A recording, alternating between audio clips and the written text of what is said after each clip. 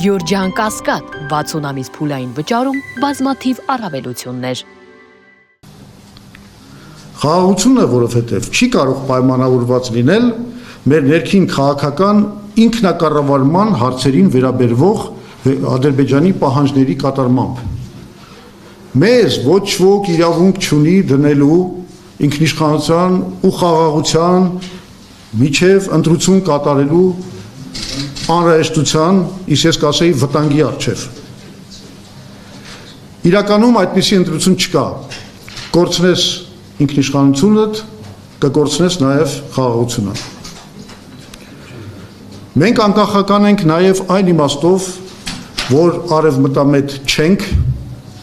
ռուսամետ չենք, եւ մենք համարում ենք, որ պետք է համագործակցել ամբողջ աշխարհի հետ։ Իդեպ, ով որ կասկածում է մեր արտահայտված դիրքորոշումների վրա, խորհուրդ կտամ կարդալ մեր վերջին համագումարում ընդունված բանաձևը, որտեղ մենք բացահայտ խոսում ենք սրա մասին։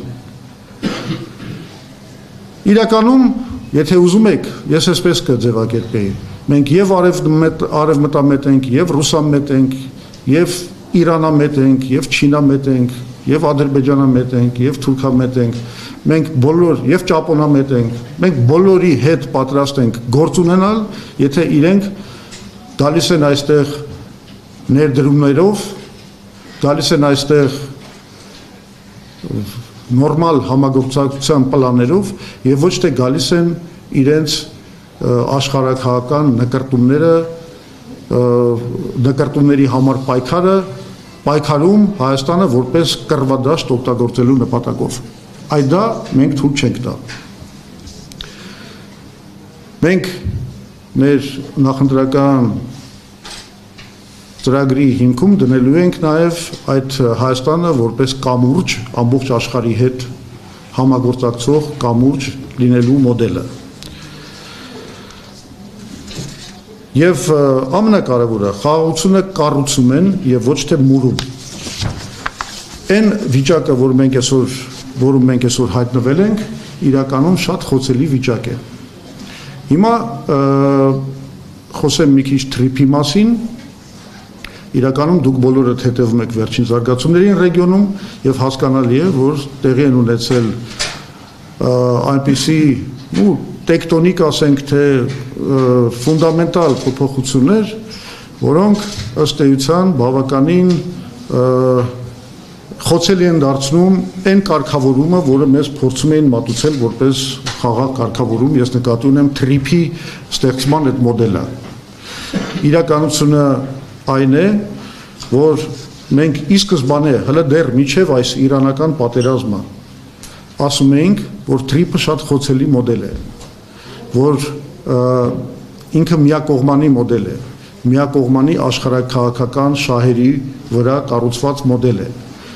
Եվ դա շատ վտանգավոր է, որովհետև այդ գործընթացից մեկուսացված են բազմաթիվ երկրներ, որոնք շահեր ունեն այս ռեգիոնում։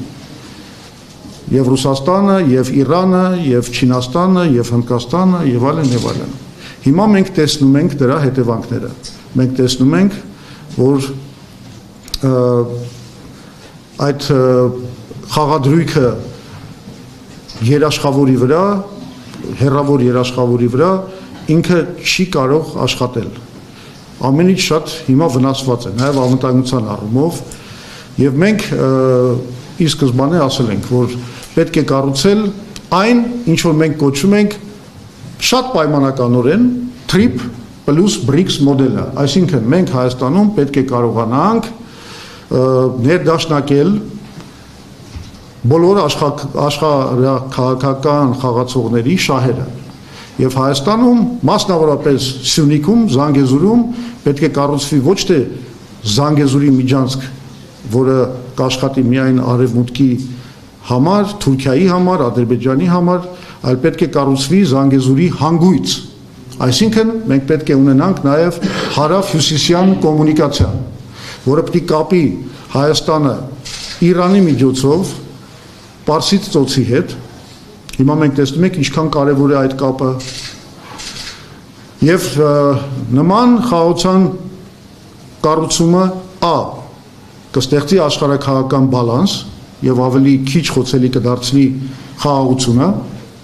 կոնկրետ Հայաստանի շուրջ եւ Բ կապահովի Հայաստանի անկախ կոմունիկացիաները շրջանցելով Ադրբեջանին եւ Թուրքիային դեպի Պարսից ծոց։ Սա մեր մոդելն է, մենք սա կոչում ենք ինքնիշխան անկախության, ներողություն, ինքնիշխան խաղաղության մոդելը։ Դա միակն է, որը աշխատելու է։ Կարճ ասեմ մեր առաքելության մի քանի ուղղությունների մասին։ Մեկը դա լինելու է այն, որ մենք առողջացնելու ենք Հայաստանի քաղաքական եւ տնտեսական համակարգը։ Այդ նպատակով գլխավոր խնդիրն ենք համարում իբր թե խորհրդարանական մոդելի տակ, բայց իրականում այդ շղարշի տակ գործող անձնիշխանության կամայական համակարգի վերացումը։ Այդ համակարգը այսօր դարձել է Նիկոլ Փաշինյանի կոպիտ ասած բաղչակ, որտեղ ինքը համարում է իրեն, որ կառավարությունը ինքն է, որ պետությունը ինքն է, Հայաստանը ինքն է, եւ ինչ ուզում անում է խախտելով բոլոր սահմանադրական եւ օրենսդրական նորմերը։ Ահա մենք այս ամեն ինչին վերջ ենք տալու։ Առաջին հերթին իրականացնելով Հայաստանում սահմանադրական ռեֆորմ, որի նպատակն է լինելու վերադարձը դեպի նախագահական խորհրդարանական կամ այլ կերպ ձևակերպված կիսանախագահական համակարգը, որը ինքնին կապահովի զսպումների եւ հակակշիռների համակարգ Հայաստանում, բայց այդ զսպումների եւ հակակշիռների համակարգը մենք կզարգացնենք, որպեսզի կարողանանք նաեւ ամբողջ արդարադատական համակարգը, քննչական ապարատը, դատարանները, դատախազությունը ազատել գործադիր իշխանության վերահսկողությունից, դարձնել դա իսկապես անկախ գործող համակարգ, որպեսզի իշխանություններն էլ միշտ վախենան, որ իրենք գտնվում են վերահսկողության ներքո եւ պարտավոր են միշտ հետևել օրենքին եւ սահմանադրության պահանջների կատարմանը։ Մյուս ուղղությունը այս առողջացնելու ուղղությամբ լինելու է արդար բիզնես միջավայրի կառուցումը, ինչպես նաեւ շնորհապետական պետական համակարգի ստեղծումը։ Շնորհապետական բառը, եթե պետք է բացեմ ինչ է նշանակում, դա մերիտոկրատիա բառն է։ Այսինքն, երբ այնպիսի հասարակական կարգ, որտեղ մարդիկ նշանակվում են պաշտոնների ըստ իրենց արժանինքների։ Դա հայտնի է որպես մերիտոկրատիա 2012 թվականին դա իդեպ Տեր-Պետրոսյանի հեղինակային բառներ մերիտոկրատիան նա հայերենով թարգմանեց որպես շնորհապետություն այդ պայից սկսած միշտ մեր ծրագրերի մեջ շնորհապետական համակարգի կառուցումը կա ու մնալու է